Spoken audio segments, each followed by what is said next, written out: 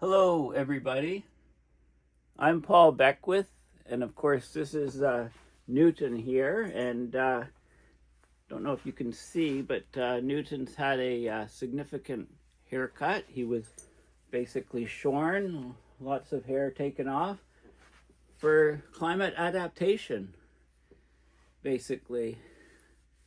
I'm in Ottawa, southern Ontario, and ticks are horrible this year. The climate change is making them worse. It's spreading the range of them. And this particular spring, we've had some very warm days. It's cooler again now, but lots of moisture, lots of rain, and the winter isn't killing the larvae like it used to. So the range of these deer ticks is spreading, and went up to a cottage on Saturday. Oh, by the way, if you see something crawling across my forehead, the video might end prematurely.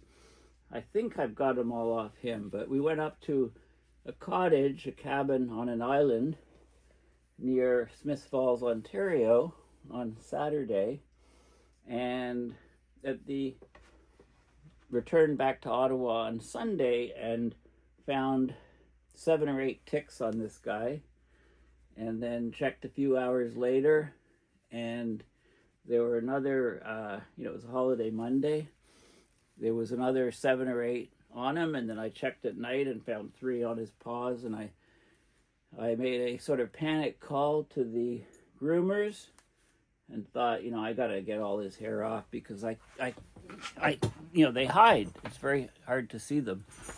So this is a very personal video. I'm going to talk about ticks in southern Ontario, how they can actually carry Lyme disease, and how they're being studied. There's a group at the University of Ottawa that is studying this particular issue, and I'll also talk about some of the things that an individual can do to lower the risk.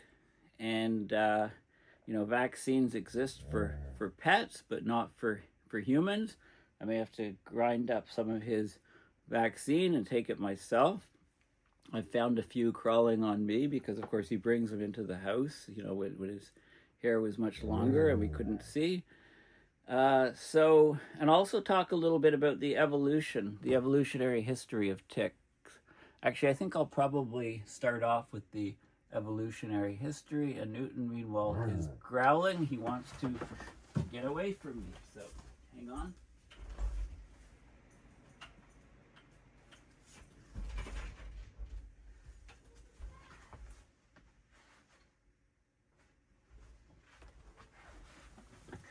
Okay, so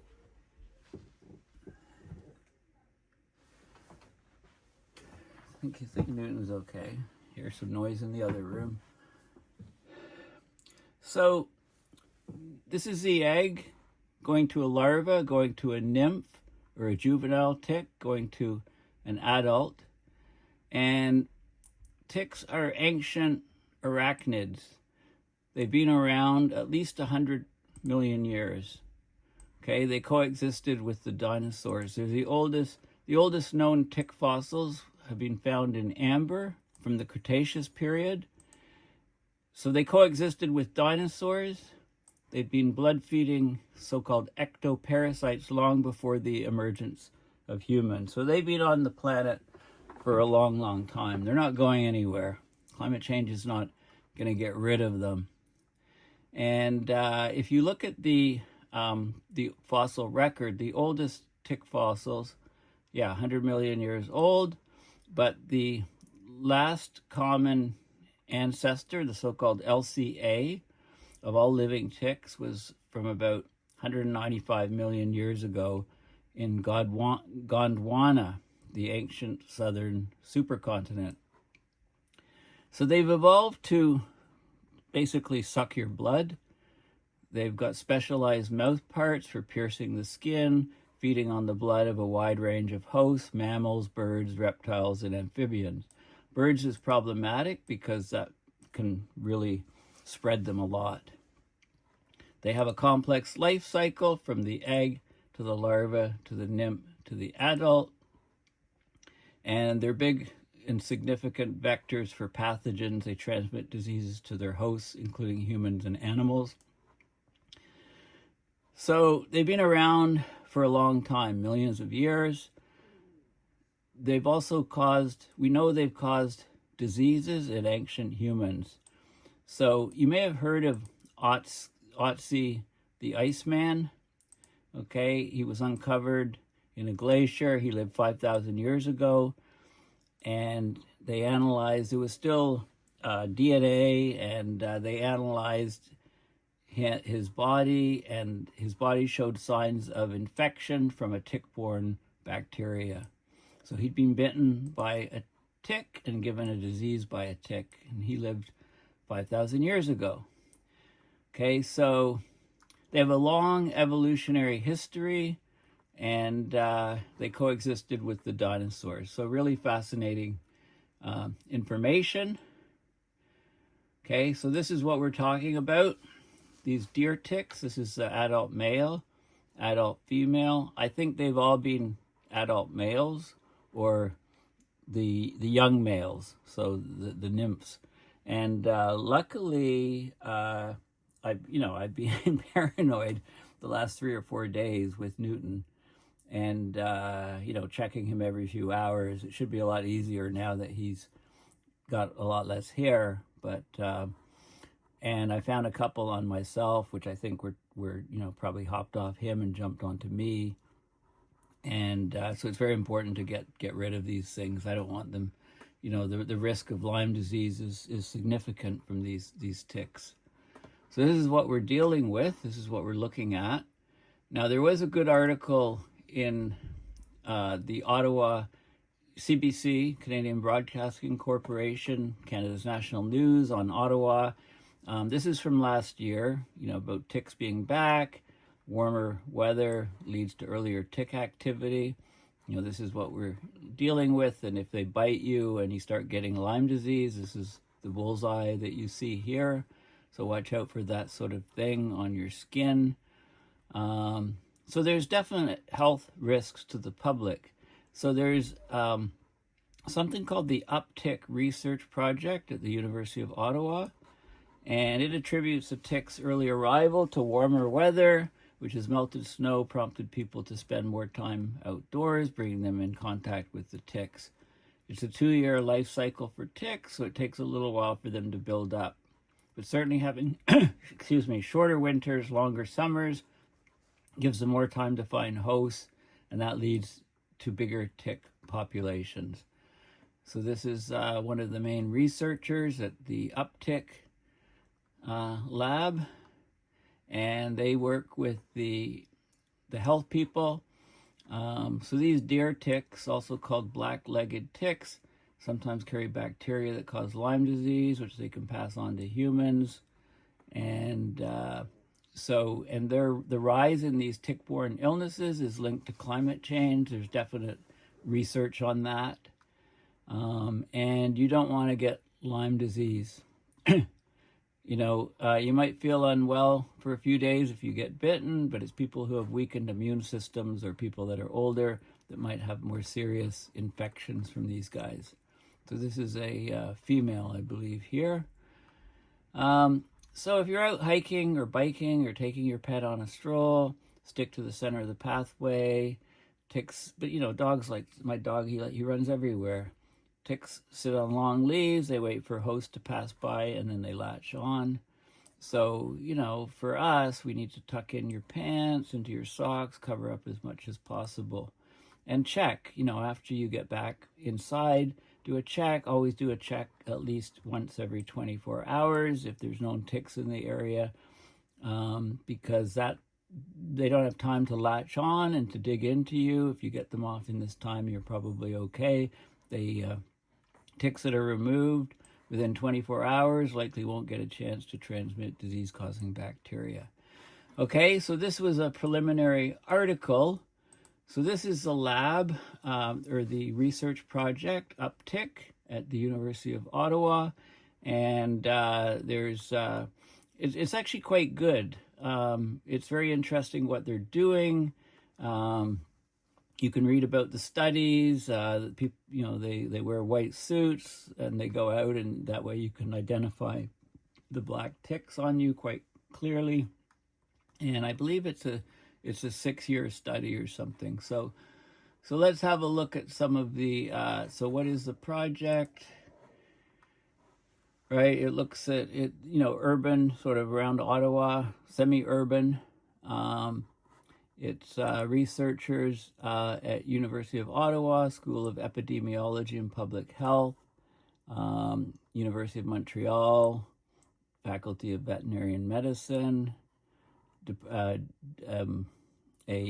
GIS person in the Department of Geography, and it's done in collaboration with Ottawa Public Health, the National Capital Commission for Ottawa, the City of Ottawa's Planning Division.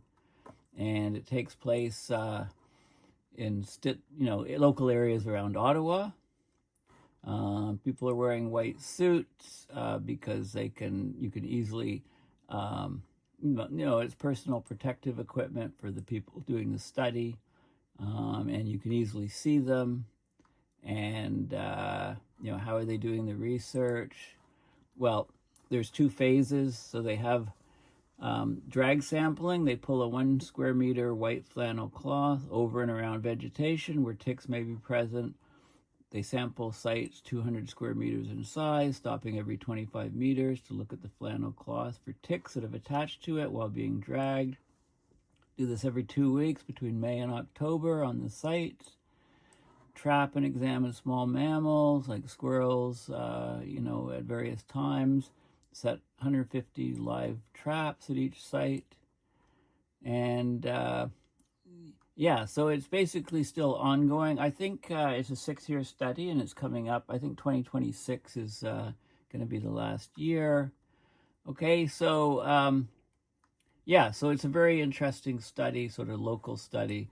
And some of the results, first of all, Lyme disease, excellent, very lengthy. This is one of the longest Wikipedia pages that I've seen, actually. It's massively long about Lyme disease, how it's being carried by ticks, and, how you can prevent, minimize your risk, and, the progression of the disease. It affects people quite differently. Most people that are infected by Lyme disease, they get a rash, you get that bullseye thing, fever, headaches, tiredness, and then if untreated, symptoms may include loss of the ability to move one or both sides of the face. Well, that's not good. Joint pains, severe headaches with neck stiffness, heart palpitations. Months to years later, joint pain, swelling. So you can have long-term symptoms. There's also short-term symptoms. And so you can't, you got to treat this very seriously. There was a vaccine produced years ago, but it was discontinued due to insufficient demand, it says. There's several vaccines for the prevention of Lyme disease in dogs. Apparently the dogs, when you're bitten by a tick, the tick just, it kills the tick. This is Lyme disease here. This is another view of it. Right, so there's lots of medical information on Lyme disease. Like here's swelling of the joints, for example. Okay, so you want to be treated with antibodies if you get bitten, and they talk about the life cycle of the tick and how it changes appearance when it's feeding. It can get swollen. These are different stages, developmental stages, and so on, right? And there's different risks in different locations. Okay, so it's a very detailed description and discussion on Lyme disease, which you really don't want.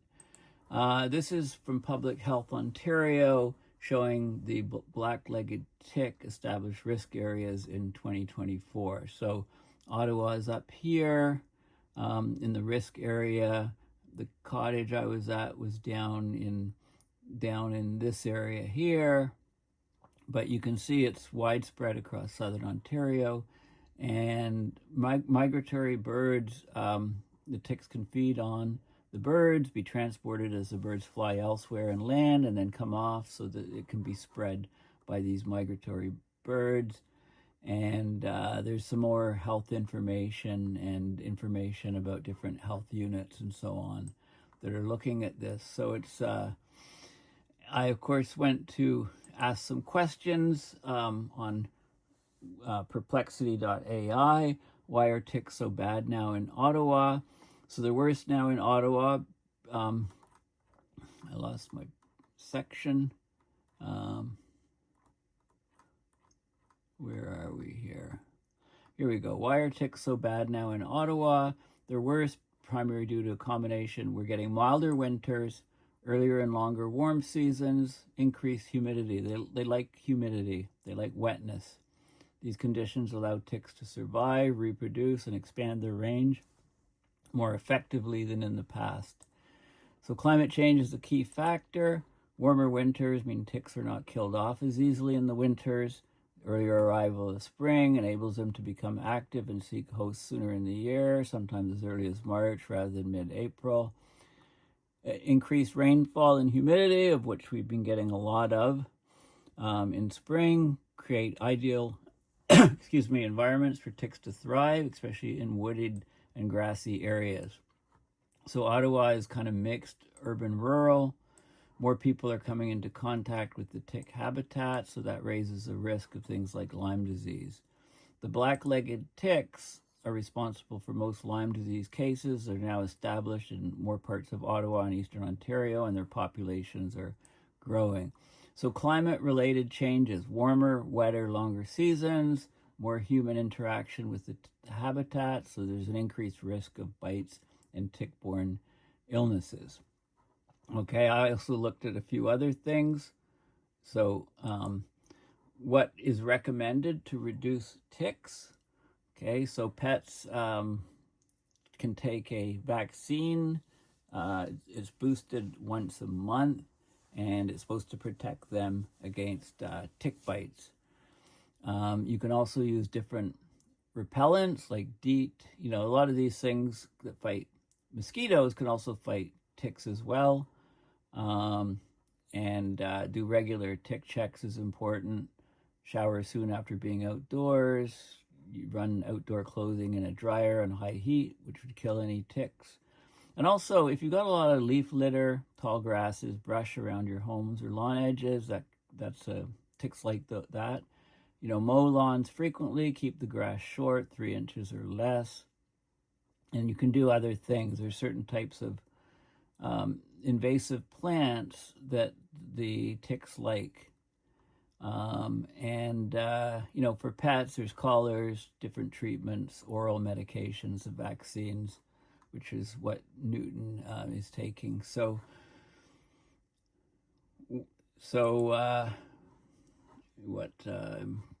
I opened up a bunch of windows and it's jumping around. So there's various images, you know, why they're so bad. There's regions where there's more of them. And if you see one, if there's one, as I'm giving this talk, my imagination is very active, and I'm imagining these little guys crawling across my forehead, and I'm scratching my head and my back as I give this talk.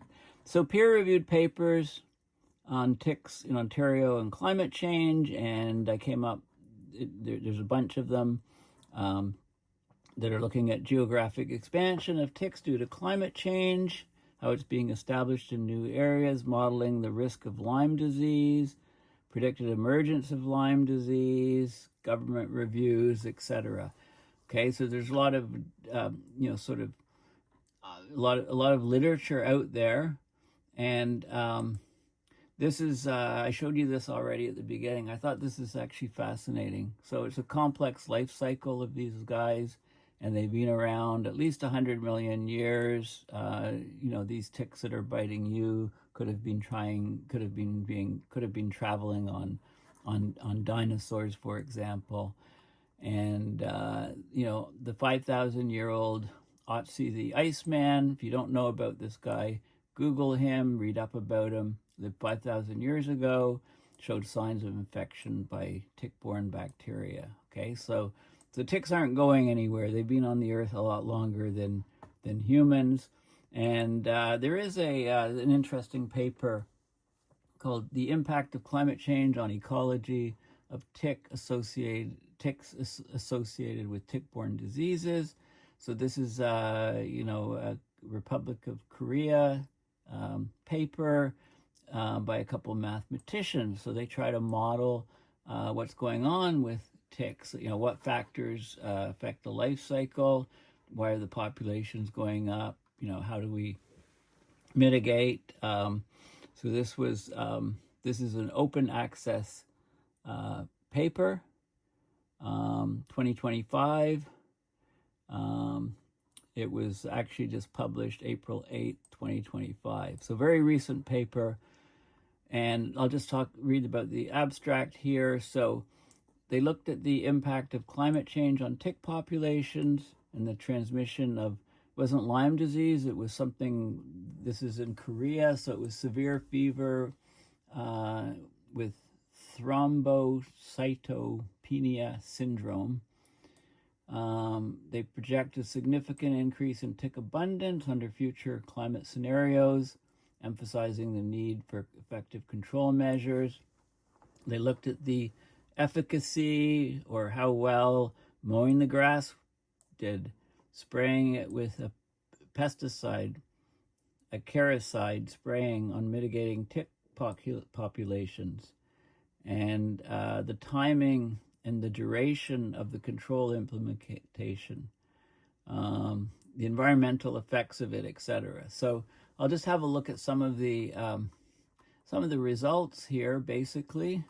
So they did a lot of modeling, and they came up with, they looked at 4 years here, or 5 years, 2017 to 2021, 5 years. And this was Korea overall. The incidence per 100,000 people of this disease from ticks. So actually pretty stable here, and a decline on this particular place here.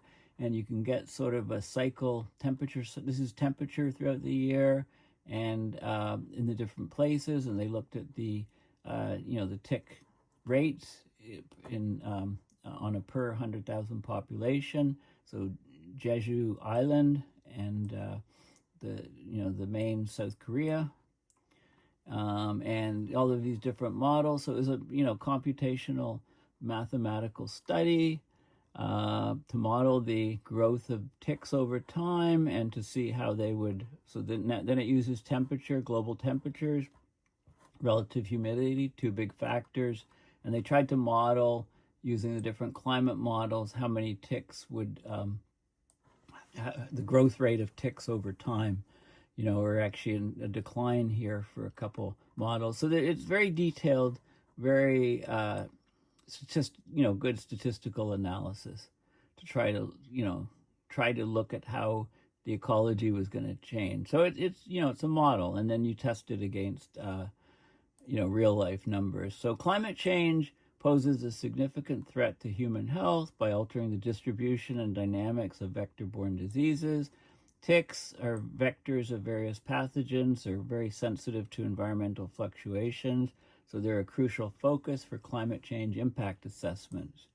However, research on tick ecology associated with climate change, and they talk about it in the context of Korea, remains relatively limited, and this is true in other parts of the world as well. So it's a very interesting kind of study.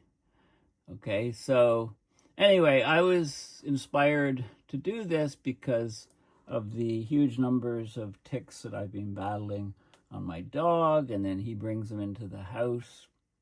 And, we'll see how the, much shorter hair for Newton, works. At least I'll be able to spot any ticks that get on him, and make sure that he has thorough checks, and hopefully get them all before he brings any into the house. So anyway, thank you for listening, and please consider going to my website, paulbeckwith.net, and donating to PayPal to support my research and videos. Or if you want a climate quote on a t-shirt, then you can go to the Paul Beckwith store, which my son has set up. So thanks again for listening, and bye for now.